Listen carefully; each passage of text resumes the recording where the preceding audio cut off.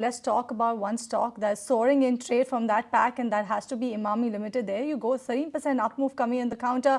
And one of the key reasons for that up move is the good solid set of numbers coming in. The brokerages are positive. In fact, you have an upgrade also that's come in for Emami. You have Goldman Sachs, which has a buy rating, Antique with a buy rating, Jefferies also a buy rating, and all of them have actually lauded the earnings coming in for the counter in the quarter gone by. And to talk more about what actually transpired in the quarter gone by was the way forward coming in for Emami Limited, we have Bhansali, who is the CEO of Finance Strategy and Business Development and CFO of Emami, joining us on the show. A very good afternoon to you, sir. Thank you so much for joining us on ET Now. And firstly, congratulations on good set of numbers. The stock is actually, or rather, the investors are lauding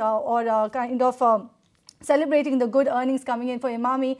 But let's talk about your numbers, talk about the exposure that you actually have in the rural segment. It's the highest exposure that you have amongst the peers. If you could tell us, how is the demand in the rural area in the quarter gone by? How is the growth in rural versus urban? And what's the outlook on that particular segment going forward?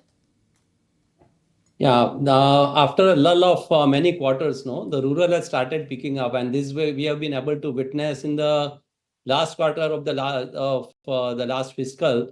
And in fact, the rural has grown by over 5% for us. And coupled with the decline which was there in the general trade, this has also grown slightly. So overall, all channels growing, right from new age channels to the general trade, and also the rural has also picked up well. So we feel that there are very valid reasons for us to be very optimistic. And this has proved well. On the top of it, the summer has been so good, though winter was delayed and so had an impact somewhat. And the monsoons are also expected to be good going forward. And so we are very upbeat and we believe a good growth has to come. Mr. Bhansali, but this time around, when I was reading through your numbers, it does seem like your ad spends as a percentage of sales has spiked quite materially, close to 20% versus 15% that we had seen usually. Is that going to be a new norm? If you look at the for the full financial year, the numbers would be different. In fact, it was there in the last quarter. So when we saw that there is an opportunity, so we do not shy away by investing more when we feel that there is more opportunity to grow. But on an overall level, our media spends would remain in almost the same level as it was there for the last fiscal.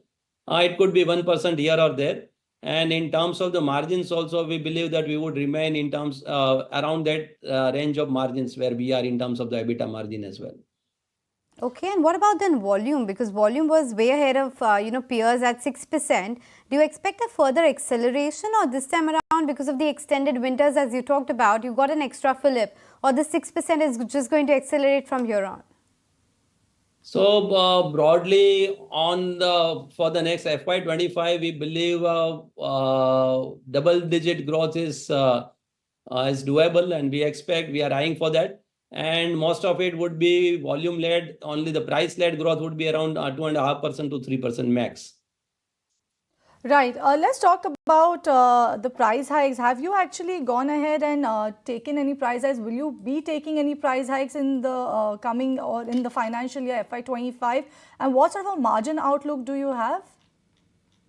So price hikes we are very judicious. In fact, we have not done it very aggressively, nor in the earlier periods as well. And so we work on, because we are we offer the value for money kind of products, and we are dealing in the mass market. So we are very conscious of the consumer sentiments, and we do it very judiciously.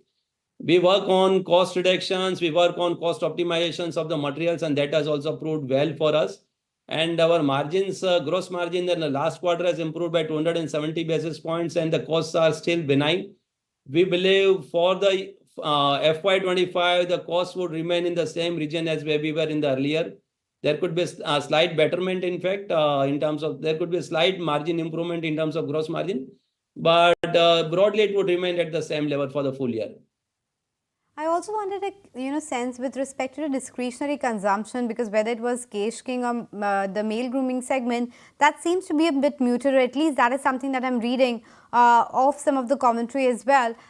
When do you expect a bit of a reversal in that?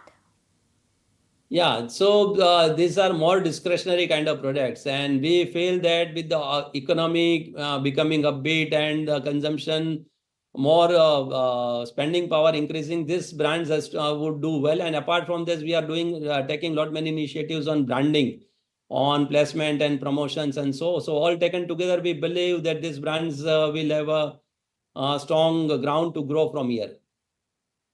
Right. Let's talk about your international business then, which actually accounts to approximately 18% of the revenue. Do correct me if I'm wrong on that particular front. Did see a constant currency growth of about 9% in the year gone by.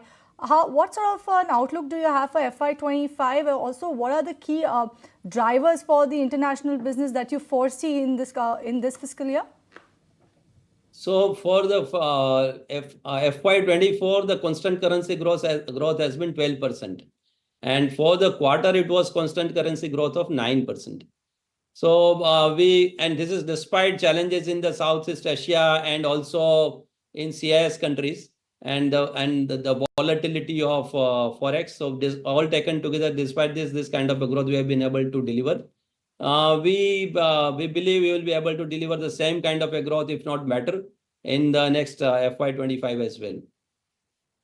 Sorry, so that would be led by, if you look at Cream 21 has done very well. So few of the brands has done extremely well for this international business. Cream 21, which was an acquired brand, has done very well and done an all-time high kind of a sales. Apart from this, 7 All-in-One in Bangladesh has fared very well. It is so many of the initiatives are being proven to be very good for our international business as well. And so we expect, and also apart from this, our strategic investments, which have done well in the past and has a lot of potential to do further growth to grow from here in the FY25. You've said that you expect a similar growth, so you corrected me there. So it's 12% constant currency growth in FY24. So are you expecting it to be in the mid-teen range as well, or do you expect it to be better than that? Very difficult to put a very precise number. As I said, we would remain in the double-digit region, and because see, you also do not know where the forex volatility would be. So despite this, I am saying because it has an impact overall on the international business. About FY24 and we have talked about FY25 as a whole, but I wanted a color regarding the Q1 FY25, and I'm trying to gauge what kind of numbers we should expect, because the summer has been very scorching, and that unfortunately means bad news for us but good news for your products like Navratna and Dermicool. Tell me what kind of offtake that you have seen in the last couple of months, and on account of that, is it going to be a much stronger Q1 than we normally see? Would not be able to comment more on the quarter-on-quarter kind of numbers. But as I said, we would be on an overall on the fiscal, we would expect a double-digit kind of a growth. I would like to maintain at that. So on that note, we let you go. Appreciate making time and speaking with us. So that's the management of Emami talking about a double-digit growth and the margins being maintained at the current level. But if you like this video, then like, share and subscribe to ET Now.